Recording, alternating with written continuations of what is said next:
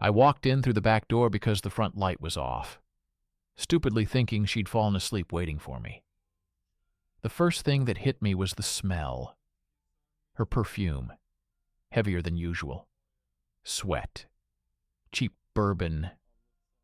And underneath it all, unmistakable even after all these years, the aftershave my stepfather has worn since I was 15. The same scent that used to mean safety, rides to school, a hand on my shoulder when my real dad disappeared. My body stopped before my mind caught up. Then I heard them. Not words at first, just sounds. Rhythmic, intimate, completely out of place in our quiet house. Her breathing sharp and broken in a way I hadn't heard in years. And two male voices, low and close. I knew them instantly without needing to see faces. One was Mike, my best friend since high school. The other was the man who raised me. I froze in the hallway, phone still in my hand, the screen glowing softly with a message I hadn't sent yet. Happy anniversary, baby. I'd typed it in the parking lot outside the grocery store, thumb hovering over send, smiling to myself like a teenager. 10 years married, and I still liked the idea of surprising her with something small and tender. Flowers, her favorite dessert. The kind of effort that says, I'm still here. I still choose you. They didn't hear me. They were too wrapped up in whatever they'd convinced themselves this was. Too comfortable, too practiced. I took a step forward without meaning to. My sock slid a fraction on the tile. The sound was nothing, a whisper, but my heart reacted like it was a shout. No one paused. No one turned. The rhythm continued like the house belonged to them. The kitchen came into view, and with it, the end of the life I thought I understood. My wife was on the kitchen island, the same one where we drank coffee every morning, where we planned vacations and argued about paint colors, where we signed holiday cards and used too many exclamation points to pretend we weren't tired. Mike was close to her in a way that used to belong only to me. And behind her stood my stepfather, his posture relaxed, familiar, like this was where he was supposed to be. No hesitation, no confusion, no panic. This wasn't an accident. My wife made a sound, his name, not mine, and something inside my chest went hollow. I noticed her wedding ring then, catching the overhead light as her hand reached back for balance. The ring I'd placed on her finger 10 years earlier, believing it meant permanence. Believing that even when life got hard, we would at least be honest. I should have yelled. Should have slammed a door. Forced them to look at me. Forced reality back into the room. My eyes flicked to the counter, to objects I barely registered, my brain scrambling for something, anything, to turn this into a moment I could control. Instead, I stood there, watching. Not because I wanted to, because my body refused to move, like it needed proof that this was real. Like some part of me knew that if I didn't see it clearly, I'd spend the rest of my life wondering if I imagined it. Wondering if the smell was just my anxiety inventing a story. Wondering if I was the kind of man who could ruin his own marriage with paranoia. I wasn't paranoid.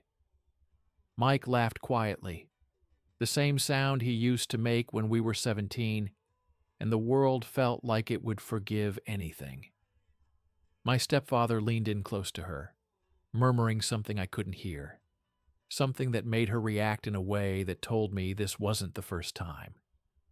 The casualness was the cruelty. Like my life was just a coat they'd hung by the door. Present, but not important. I backed up slowly, careful, controlled. I don't remember deciding to retreat. My body did it for me, the way a hand pulls back from a hot pan before your mind can catch up. I stepped into the hallway again, then further, until the kitchen was out of sight, but not out of my head. The phone in my hand felt heavier now, like it had absorbed every second of what I'd just seen. I stared at my unsent text. "Happy anniversary, baby." It looked ridiculous. Naive, like a note you leave on a windshield right before a storm. I went into the bathroom and shut the door. Not because I needed privacy from them. They were too busy to notice I existed. But because I needed four walls to keep me upright. I braced both hands on the sink and looked at myself. I expected to see rage. I expected to see a man about to explode. What I saw was worse. A man trying to stay quiet enough not to shatter. My eyes were wide, dry. My mouth was slightly open like I'd been running. My face had that drained look people get when they're about to receive bad medical news. And I realized I wasn't breathing properly. Small breaths, tight breaths, the kind you take when you're trying not to make a sound. I turned on the faucet to give myself something normal to hear. Water. Simple. Human. I splashed my face, cold against hot skin, and for a second it did what cold water always does. It made everything feel sharp.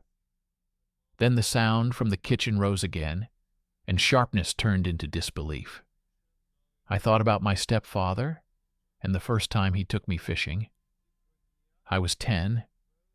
My real dad had already faded into the background, more like a rumor than a person. I remember sitting in the passenger seat of his truck smelling that aftershave and old leather, feeling safe in a way I didn't know I'd been missing. He'd said, "You ever need anything, you tell me. You're not doing life alone." I swallowed hard in the bathroom and tried to understand how a promise like that could twist into this. Then I thought about Mike. Mike, who helped me move apartments, who loaned me money once without making it weird, who sat with me in the hospital waiting room when my mother had surgery, who told me on my wedding day, "You found a good one, man. Don't mess it up." I almost laughed. Almost. It came out as a quiet, broken breath. In the mirror, I watched my hand drift to my left ring finger. My own band. Plain metal. A symbol. I'd worn it so long it felt like part of my skin. I stared at it like it belonged to someone else. From the kitchen, voices finally surfaced, muffled but clear enough. My wife's voice, soft and familiar, the way she sounded when she was pleased and careless. "He won't be home for another hour," she said, like she was discussing a delivery window. A man answered, low and calm, "My stepfather." "He thinks you're working late again?" And then Mike, voice thick with a confidence I'd never heard from him around me. "He always believes you." My stomach dropped in a slow, terrible way, not just because of what they were doing, but because of what they were saying. They weren't afraid. They weren't guessing. They knew exactly how I moved through my own life. They'd measured me, predicted me, used my trust like it was a tool. I shut off the faucet. The sudden silence in the bathroom made the world feel loud. My phone screen had gone dark. I tapped it awake, and the unsent anniversary message appeared again, stubborn and glowing. I stared at it for a long time. Then very carefully I deleted it.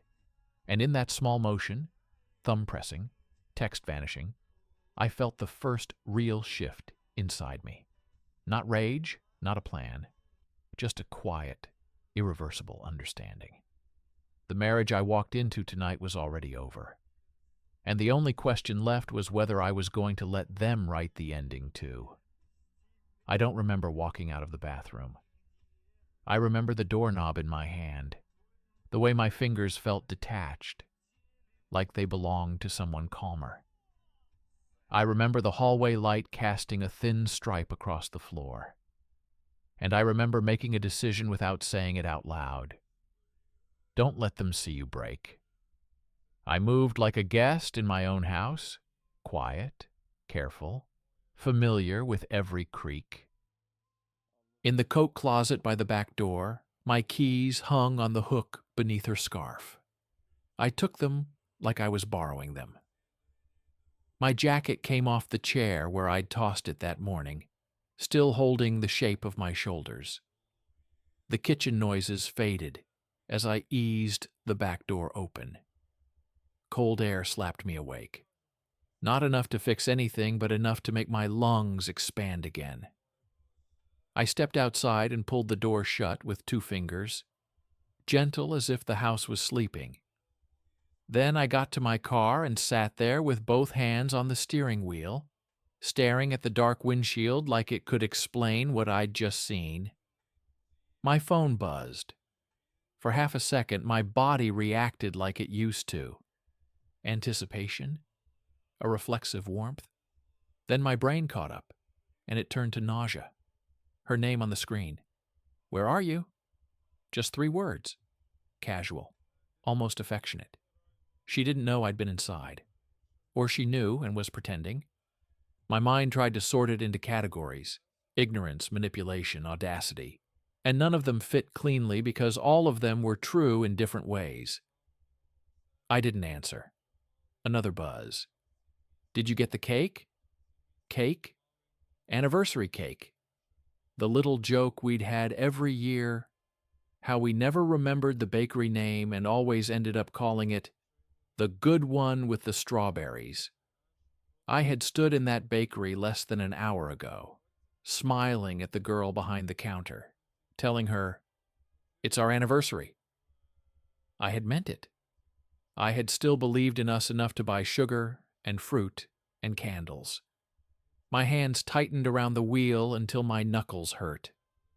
I forced myself to loosen them. Pain wasn't a plan. I opened my messages and scrolled back through our thread. 10 years of little things, grocery lists, photos of sunsets. Be home soon. Drive safe. Memes I'd sent when I wanted her to laugh. 1,000 quiet attempts to stay connected. I didn't see the lie in it until tonight. And now that I did, it was everywhere. Between every line, behind every love you, under every heart emoji that suddenly felt like a performance. I turned the key in the ignition, not to go anywhere, just to hear the engine. A sound that belonged to me. The dashboard lit up. The radio came on low, and a song played that we used to dance to in our kitchen when we were broke and happy, and convinced love could outrun everything. I shut it off immediately. In the silence, I realized my anniversary text wasn't just deleted. It was dead. Like something I'd buried without a funeral. I drove, not thinking about direction, only motion. Street lights slid over the hood in steady intervals, like a metronome trying to keep my heart from spiraling. I ended up in the grocery store parking lot again, the same one where I'd typed the message. Same faded lines, same cart corral, same pointless normality. And that's where it hit me. How ordinary betrayal looks from the outside. If anyone had glanced over, they would have seen a man sitting in his car on a weeknight. Maybe tired, maybe waiting. Nothing dramatic. Nothing that screamed your life just split in two. My phone buzzed again. This time it wasn't her. It was Mike. The contact photo was from years ago. Us at a baseball game, sunburned and grinning, arms thrown over each other's shoulders. I stared at it as it rang, the sound sharp in my quiet car. I didn't answer. It stopped, then started again, like he couldn't stand the idea of me not picking up. I let it ring out a second time. Then a text popped in. "Hey man, you okay? Call me when you can." I read it 3 times. My mind tried to imagine him typing it, thumbs moving, face calm, as if he hadn't just stepped into my marriage like it was a room he had permission to enter. "You okay?" The question landed like an insult. Not because it was concerned, but because it assumed we were still living in the same reality. I opened his thread and scrolled. Years of dumb jokes and real conversations, advice about work, plans for weekends, messages after my mother's surgery, a line from my wedding day. "I've got your back. Always." My throat tightened. I swallowed and tasted something metallic, like stress had a flavor. I thought about calling someone else, another friend, my sister, anyone. But the idea of saying it out loud made it real in a way I wasn't ready for. I could barely hold it inside my own chest.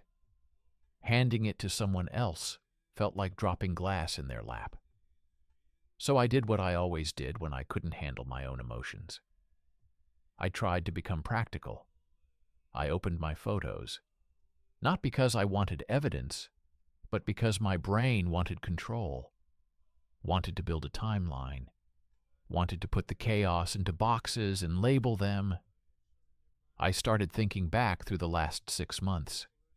The nights she worked late, the times my stepfather stopped by while I was out, the way Mike had become present, too present, the casual drop-ins, the easy familiarity with our home, the way my wife would smile at her phone and tilt the screen away without noticing she'd done it. All the little things I had excused because I trusted them. Trust. That word felt stupid now, like a child's belief in magic. My phone buzzed again. Her again. "Please answer. I'm worried." Worried. I almost laughed. The sound got stuck in my chest and came out as a shaky breath. Worry was what you performed when you needed someone to come back into the story you were writing. I typed a response before I could stop myself. Out for a drive. Needed air. I stared at it for a long moment, then hit send. Not because she deserved reassurance, but because I wanted to see what she would do with it. Whether she'd calm down, whether she'd press, whether she'd pretend. Her reply came fast. "Okay. Come home, I miss you." I felt my stomach twist again. The words were too smooth, too ready. She was still acting, and a part of her believed I would keep accepting the performance because I always had. Then my phone buzzed with a new call. Stepfather. I stared at his name like it belonged to someone else's life. My stepfather didn't call me often. We were close enough that we didn't need constant check-ins. A call at this hour meant something. It meant urgency. It meant he wanted to steer something. I didn't answer. It rang out. Then, seconds later, a text. "Call me. Important. Important." The air in my car felt suddenly thinner.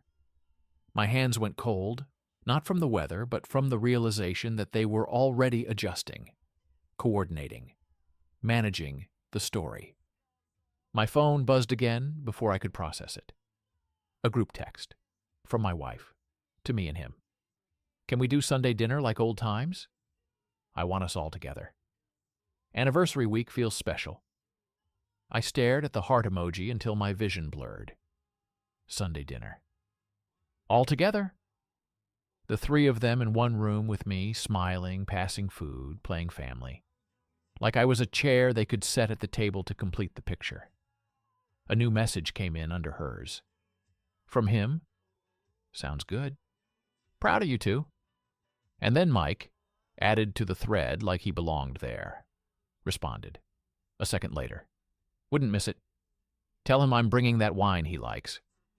My chest tightened so fast I had to lean forward, forehead nearly touching the steering wheel. My breath came shallow, quick, humiliating. Not panic exactly. Something colder.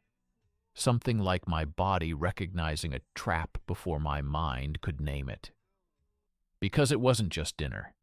It was a test, a stage, a place where they could watch my face, measure what I knew, decide how to handle me if I didn't play along.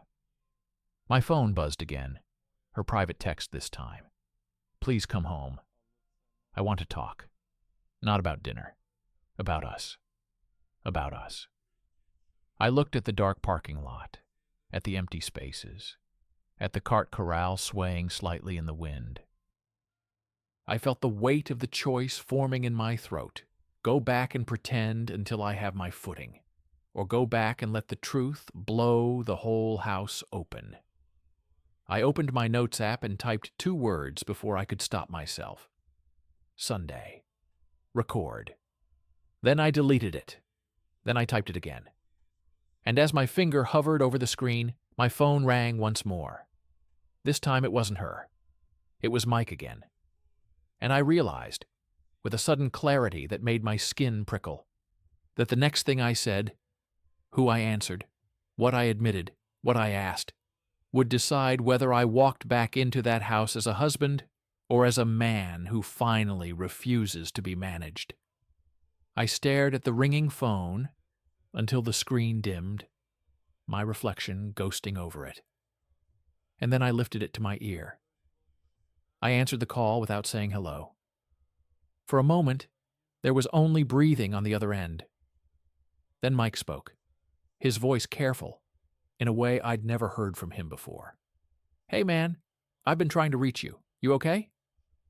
The word okay hung there, fragile. Like if he said it softly enough, it might still be true. I'm fine, I said. My voice surprised me. It sounded steady, distant, like it belonged to someone who had already stepped away from the edge. What's going on? Another pause. I could hear movement, fabric shifting, a chair creaking. He wasn't alone. I knew that, without proof. The certainty settled in my gut like a stone. I just wanted to check in, he said. You left earlier than usual. Your wife mentioned you seemed off. There it was. Coordination. Information passing hands, while I was still deciding whether to speak. They weren't improvising anymore. They were managing. I needed a drive, I said. Clear my head. Yeah, Mike replied quickly. Too quickly. Makes sense. You've been working a lot. Anyone would need air. I almost asked him how long it had been happening. Almost asked him when he'd decided my life was something he could step into without asking. But the questions felt useless without leverage. I didn't want answers yet, I wanted clarity. So I said instead, what's important enough to call me 3 times? Another breath. Then, your stepdad's worried about you. That did it. Something inside me finally clicked into place. Not anger, not heartbreak, but pattern recognition. The way you see a shape in the dark and realize it's been there the whole time. He is? I asked. Yeah. He thought maybe you'd misunderstood something earlier. You know how misunderstandings happen. Misunderstandings, like I'd walked into the wrong house, like my eyes had misread the room, like my marriage had accidentally rearranged itself. Did he say what I misunderstood? I asked. Mike hesitated just long enough to matter. Not exactly. Just emotions running high. Things looking worse than they are. I nodded, even though he couldn't see me. That's thoughtful of him. Look, Mike said, voice lowering. You don't have to talk about anything now. We just don't want you spiraling. We're all family here. Family. The word felt contaminated now. Passed back and forth until it lost meaning. I appreciate the concern, I said. Really. But I'm not spiraling. Good, he said, relief obvious. That's good. I'll come home soon, I added. No need to worry anyone. There was a shift in his breathing, satisfaction, control reasserting itself. Sounds good, Mike said. We'll catch up later, yeah? Yeah, I replied. Later. I ended the call before he could add anything else. The silence afterward was heavy, but clarifying, like a fog, lifting just enough to show where the cliffs were. I didn't go home right away. Instead, I drove to the only place I could think of where I could exist without performing. The all-night diner off Route 7. The one with cracked vinyl booths and bad coffee that tasted the same every time.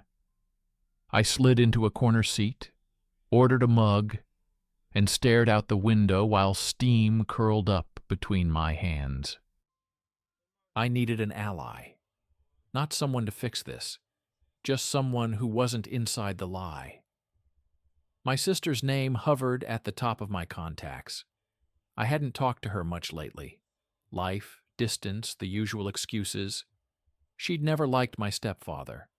Tolerated him, yes, but never trusted him. She used to say, "He's nice, but he's always watching the room." I called her.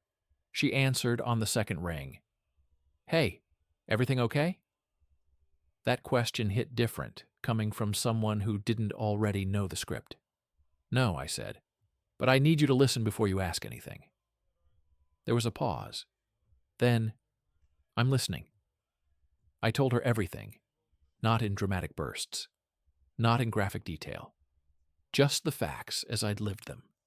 The smells, the voices, the way the house had felt rearranged around a secret I'd never agreed to hold. She didn't interrupt once. When I finished, there was silence on the line so deep I could hear the hum of the diner lights over my own breathing. Finally, she said, "I believe you." That was it. No follow-up questions. No softening. Just belief. Something in my chest loosened so suddenly, I had to grip the table. "Thank you," I said quietly. "I always thought something was off," she continued. "Not with you. With him. And Mike's always been too comfortable." I stared at the reflection of my own face in the window glass. "They're planning Sunday dinner. All of them. Like nothing's wrong." "Of course they are," she said. "They think if they keep you inside the routine, you won't disrupt it." "I don't know what to do yet," I admitted. "That's okay," she replied.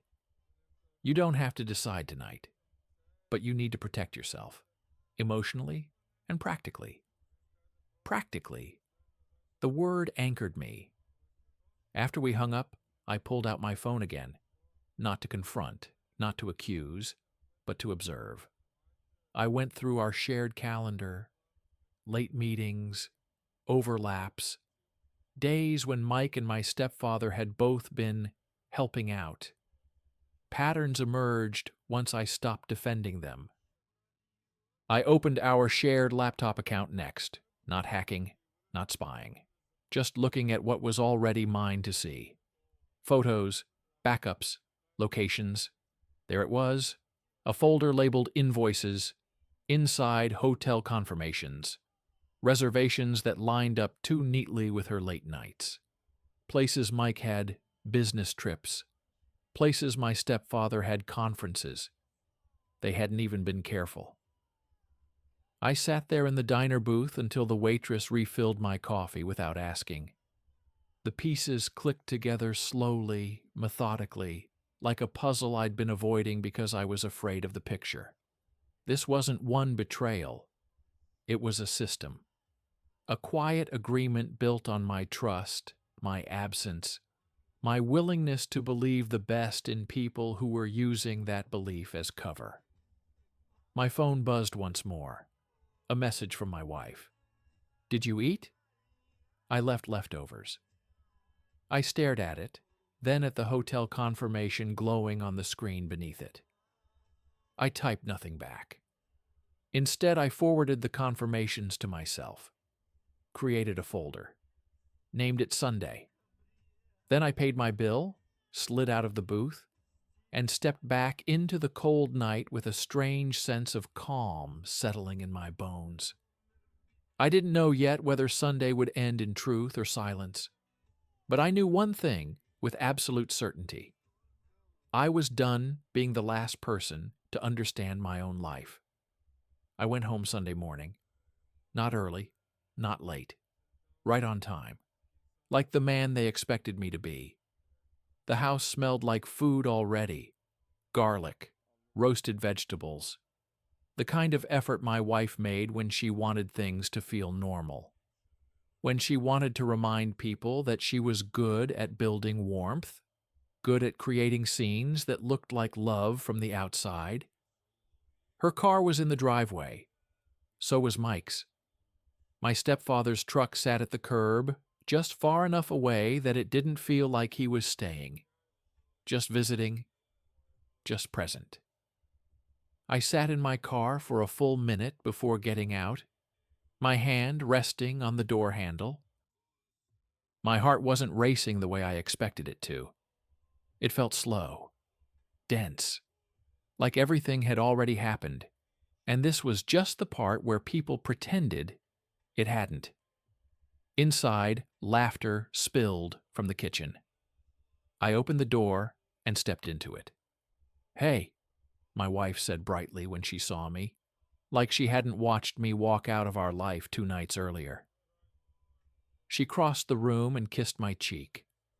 Her lips lingered half a second too long, like she was checking for something. "You made it." "Of course," I said. "It's Sunday dinner." Mike turned from the counter, smiling wide. Too wide. "There he is. Thought maybe you'd bail." My stepfather followed behind him, calm as ever. "Good to see you, son." Son. The word hit, but I didn't flinch. I'd already decided I wouldn't give them that. We sat at the table, the same one we'd eaten at for years. Plates passed, glasses filled. My wife talked about work. Mike joked about traffic. My stepfather asked about a project I'd mentioned months ago, like he was still tracking my life. I watched them while they talked, the small looks, the way Mike leaned back, relaxed, like he belonged, the way my wife touched my stepfather's arm in passing, casual enough to be invisible unless you were looking for it. They weren't nervous. They thought they'd won. Halfway through the meal, my wife reached for my hand under the table. I let her. Her fingers were warm, familiar. The intimacy of it almost made me angry, not because it hurt, but because it was so practiced. "This feels nice," she said aloud, smiling around the table. "All of us together again." I nodded. "It does." That got their attention. Something about my voice made Mike glance up, made my stepfather's eyes sharpen just a fraction. I set my fork down. "I actually wanted to say something," I continued, "before dessert." Silence settled slowly, like dust. "Oh," my wife said lightly. "Everything okay?" "Yes," I said. "Everything's very clear." I reached into my pocket and pulled out my phone. No shaking, no hesitation. I placed it face up on the table and slid it slightly forward. "I know," I said simply. No accusations. No raised voice. Just 3 words. Mike laughed once, sharp and disbelieving. "Know what?" I unlocked the phone and turned the screen toward them. The hotel confirmations, the dates, the overlapping names. My wife's color drained immediately. My stepfather didn't move at all. Mike stared at the screen like it might change if he looked long enough. "Man," he said slowly, "this isn't—" "Don't," I said. Not loudly. Just enough. My wife's hand tightened on mine. "Let me explain." "You've had plenty of time," I replied. I gently pulled my hand away. The absence felt louder than a slap. My stepfather cleared his throat. "This isn't the place for—" "You're right," I said. "It isn't.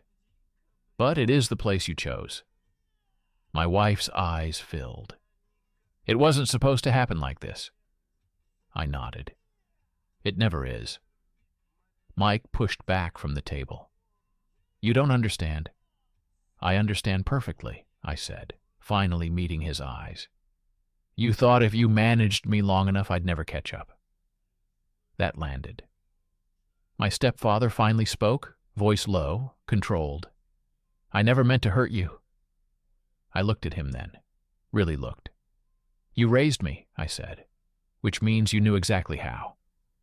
No one argued after that. The truth sat there between us, heavy and undeniable. No one reached for food. No one touched their glass. The performance was over, and they didn't know what to do without a script. I stood. "I'm leaving," I said. "Tonight." My wife shot up from her chair. "Please, don't do this. We can fix it." I shook my head. "You didn't break something fragile. You dismantled it." Her voice cracked. "I love you."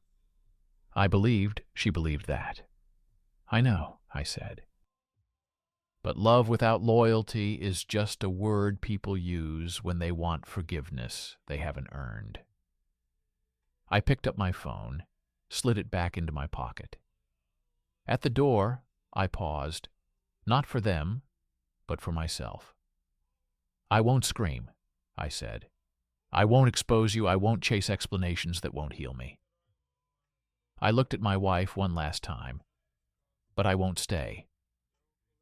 And then I walked out of the house I had once called home, not with rage, but with the steady certainty that silence was no longer something I owed anyone. Months later, the divorce was final. Paperwork done. House sold. Friends scattered into polite silence. The kind that feels supportive until you realize it's just distance with manners. I moved into a smaller place across town with blank walls and borrowed furniture. Nothing that remembered us. Nothing that asked questions. I told myself I was rebuilding. What I was really doing was surviving the echo. Some days were quiet enough that I believed I was healing. Other days, the memories arrived without warning. Smells, phrases, the way a laugh could still sound like a promise if I wasn't careful. I learned how to function around that. Work, gym, sleep, repeat. I stopped looking for justice. I stopped waiting for apologies. I stopped imagining conversations where they finally understood what they'd done to me. And then the package arrived. No return address, just my name, written carefully in a handwriting I knew too well.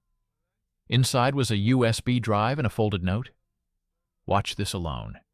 Then burn it. Or don't. Your choice." I sat at the small kitchen table in my apartment for a long time before I touched anything. The room felt smaller with the package in it, like it had brought something old back with it. Something that didn't belong here. Eventually, I plugged the drive into my laptop. I expected more of the same.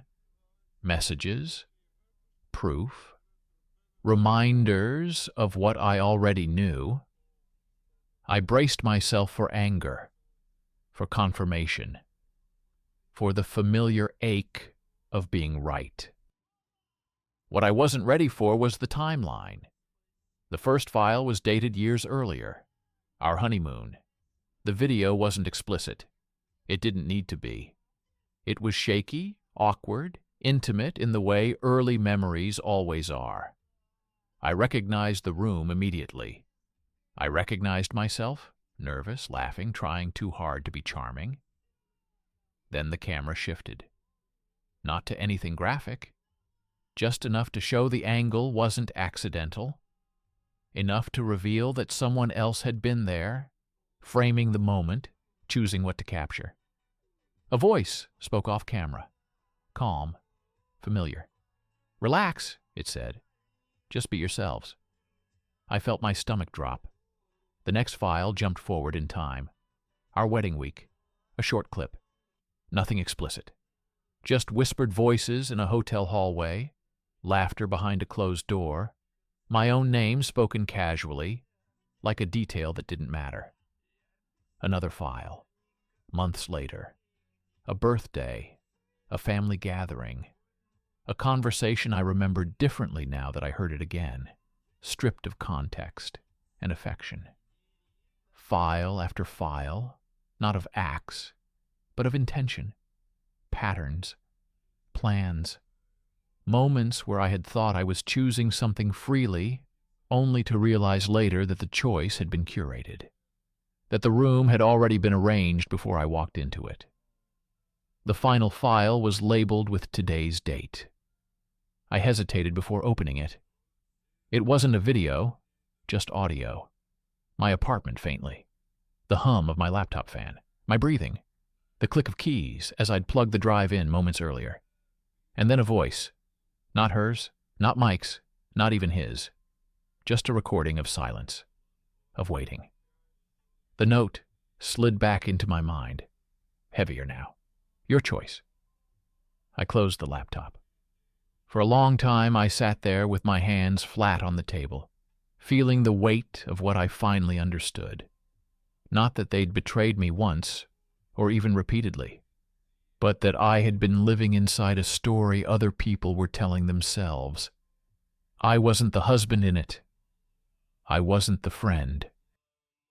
I was the witness they assumed would never look directly at the script. And that realization hurt less than I expected. Because it came with something else, too. Clarity. I didn't scream, I didn't throw the laptop. I didn't feel the urge to confront anyone or correct the past. I just sat there and let the truth settle into place. Heavy, but complete. They hadn't taken my future. They'd only stolen time. And time, I realized, was something I could still choose how to spend. I unplugged the drive and held it in my hand. Thought about the note, about burning it, about erasing it, about how much power I wanted it to have. In the end, I didn't destroy it. I didn't keep it either. I sealed it back in the envelope, wrote received on the outside in my own handwriting, and put it in a drawer I rarely opened. Not as a threat, not as leverage, as proof. Proof that I hadn't imagined any of it. Proof that walking away had been the only honest ending available to me. That night, I went to bed without replaying the past, without wondering what they were doing or thinking or planning. For the first time in a long while, my thoughts stayed with me. In the dark, the little camera light on my laptop stayed off. And for the first time since the night everything broke, I understood something simple and solid. Whatever story they were still telling themselves, it no longer required my attention. The audience had left. And this time, the silence felt like peace.